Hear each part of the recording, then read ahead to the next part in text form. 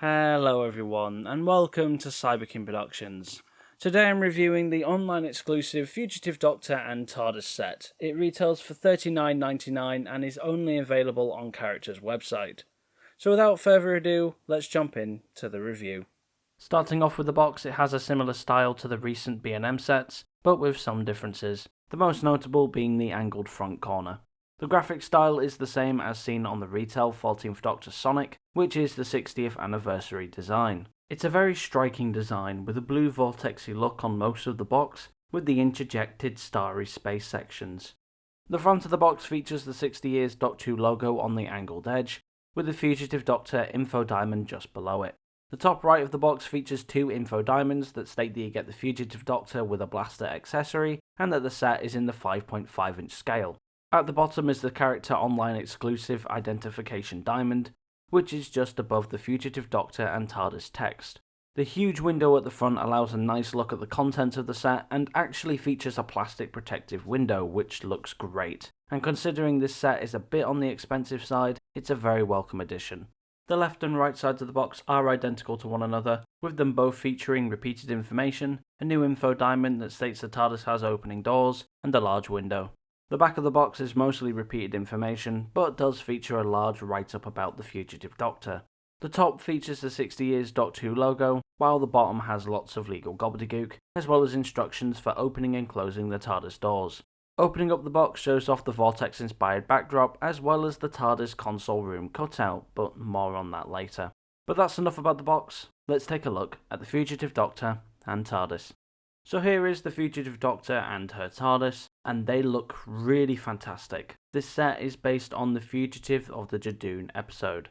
Let's start off with the Fugitive Doctor. 4 years since this incarnation's first appearance, we finally have a figure. The figure is mostly brand new, aside from the core torso, waist and upper arms, as they are taken from the Donna figure. The legs are taken from Donna as well, but have been retooled to have the correct boots. Her brown hair is sculpted fantastically. The ponytail looks so great. It features tons of detail for her strands, which the added paint apps define a hell of a lot.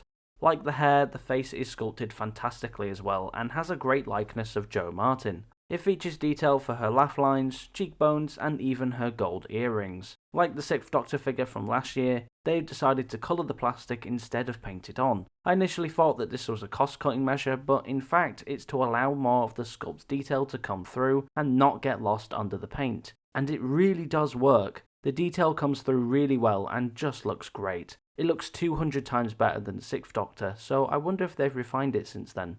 Moving down to her torso, you can see a bit of her funky stylized shirt with her upturned collar around her neck. I think they did a really great job with the shirt. They captured it so well. Below her shirt is her dark purple waistcoat that is sculpted really well, with the crossover at the front and gold button detailing. When looking at images of her costume, the waistcoat definitely looks blue, so not sure why they opted for purple. She sports a dark blue tailcoat, which just looks amazing. It's sculpted brilliantly with detail for the various folds, creases and stitching lines. There's also some detail for the tiny pockets on either side, as well as the gold buttons. Like the waistcoat, the top of her lapel is the wrong colour as well. It should be blue, not purple. The coat sleeves cover her arms, which feature the same sculpted detail as the rest of the coat. Just before her cuffs are two gold buttons. Under her coat's cuffs are her yellow and red shirt cuffs that feature unique paint design on either one. Again, they capture the shirt really well. Her hands are sculpted nicely with detail for her fingers and nails. One of them is in a grasping position which holds a blaster, while the other is in an open position. Her trousers are black and, like the coat, feature detailing for folds, creases and stitching lines. Finally are her black shoes that feature some slight detailing for the folds, creases and stitching. Underneath the figure has the standard legal gobbledygook. I really love this figure. I really do think they did a fantastic job. The detail is amazing and is one of the nicest looking figures they've ever done. I really love the head sculpt. The hair is done tremendously well. It does have a strange choice for the colour of the waistcoat, but overall the figure is absolutely fantastic. Turning to articulation, the Fugitive Doctor has a great amount of movement. Her head can slightly turn to the side, but this is hindered by the shirt.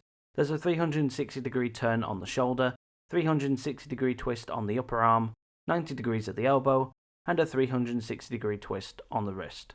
Her waist can twist 360 degrees, Her legs can almost completely do the splits, as well as fully kick out 90 degrees.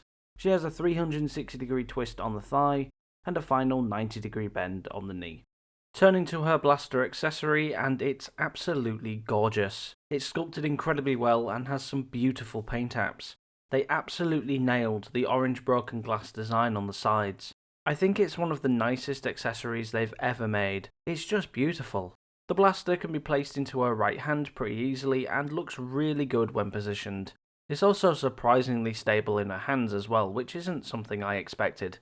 Turning to the Tardis, and I think it looks great. It's painted in a new dark blue and also has a black wash applied across it, giving the impression it's been pulled out of the ground, like in the episode.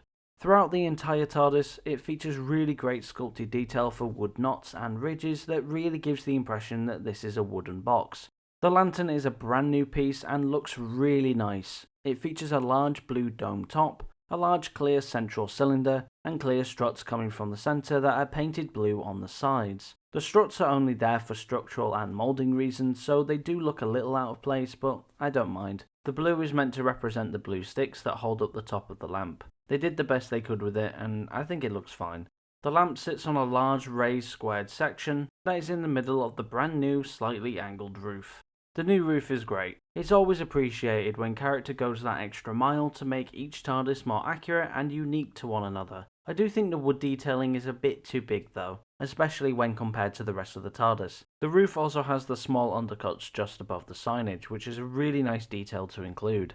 The police public call box sign is nice and bold with its white text on the black background. The first inaccuracy is the missing tiny door stoppers just above the doors. This inaccuracy and the others coming up are unchangeable due to the age of the classic TARDIS mould. Below this are the windows, which have been sculpted nicely, with the bottom left and bottom right tiles featuring a grainy texture. The window panes have been sprayed white on the back, giving it the bright white look as seen in the episode. The second inaccuracy is the windowsills being present at the bottom of the windows. Again, they can't change this. The pull to open sign features very crisp black text on top of a white background. Next to this on the other door is the gold keyhole and blue door handle. The last two inaccuracies are the included door handle and the misaligned keyhole. Again, the exact same reason applies to these ones. Both the left and right sides of the TARDIS are identical, with them continuing the same detail as the doors. The back, again, features the same detail, but unfortunately has the god-awful speaker holes in battery compartment, which still looks horrible. The TARDIS sits on top of its flat base, which features lots of legal gobbledygook underneath. And, as usual with classic TARDISes, the inside isn't anything special and looks pretty horrible. The TARDIS is really nice, and I think it's one of the nicest classic-style TARDISes they've done. The new lamp and roof go a long way and are really appreciated. Even though it does suffer from some tiny inaccuracies, I still love it. I'm just glad to have a Fugitive Doctor TARDIS. Turning to the features, the TARDIS doors can open. Simply push on them and they'll pop open. To close the doors, pull the door on your left until it clicks, and then press the button on the base and the other door will spring closed. There is an added item with this set which really sets it out when compared to other TARDIS sets, and that is the included TARDIS console room backdrop. That is annoyingly part of the box. It does suck if you like to keep the boxes completely intact once opened, like myself. Now, it's up to you if you want to push it out or cut it out. I decided to push it out to refrain from damaging the box too much, even though the box will have a huge hole in it anyway. I'm strange, what can I say? Once you've carefully popped or cut it out, it should look something like this. The next step is to bend the sides. If you flip it around, you'll notice two score lines. This is where you need to bend the sides. I laid the side partially flat, then bent the rest of it up. Once both sides have been bent, it should look something like this. It is now ready to be placed into the TARDIS. To insert it into the TARDIS, flip the TARDIS onto its back and open up the doors. Take your cutout and place the right side in, like so. Once like this, carefully push down on the left side and it should fall all the way in and sit against the battery compartment. I love how this looks. It looks so brilliant. I really hope character decide to do this for future TARDIS sets. It would give them some much needed life. When doing a size comparison, you can see both the Fugitive Doctor and the TARDIS fit in well with other figures and TARDISes from the lineup. So overall, what do I think about the set? I think it's absolutely fantastic. A lot of people think this set is overpriced because the TARDIS isn't electronic, but I don't think that at all. The last two electronic TARDIS sets we had were the first Doctor one from B&M and the second Doctor one as 2021's online exclusive. Both of these sets contained a figure where it was 90% reused. Hell, the entire first Doctor TARDIS set is basically a re-release of the previous first Doctor TARDIS set that came out the year before it. The only new part is the head. This set, however, has a figure that is mostly brand new, as well as a TARDIS that features new parts. It even has the blaster and the inner cutout. The budget was there for the electronics in the past two. It's not for this one. I think for what you're getting, it's a decent price. Enough about the price though, I want to talk about the actual set. Starting with the Fugitive Doctor, and she is really brilliant. I love the hair sculpt especially. The reused parts work exceptionally well. I definitely think she is one of the best figures they've ever done. I love her blaster. It's absolutely gorgeous. It's so nice to get a very eye-catching accessory again.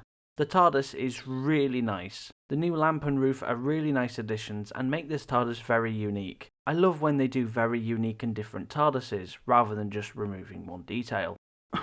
Fifth Doctor's TARDIS. Sorry, I had a bit of a cough there. The addition of the inner cutout is a very unexpected surprise, but an incredibly welcome one. I just really hope they decide to do it for future TARDISes. With this figure's existence, I'm starting to think nothing is completely off the table. I guess we'll just have to wait and see what the future holds. So that concludes this review. If you liked it, please leave a like and tell me what you think in the comments below. If you enjoy Doctor Who content, then make sure to hit that subscribe button, as well as ring the notification bell so you don't miss any of my future videos, including games, reviews, and much more. Thank you all so much for watching, and until we meet again, goodbye.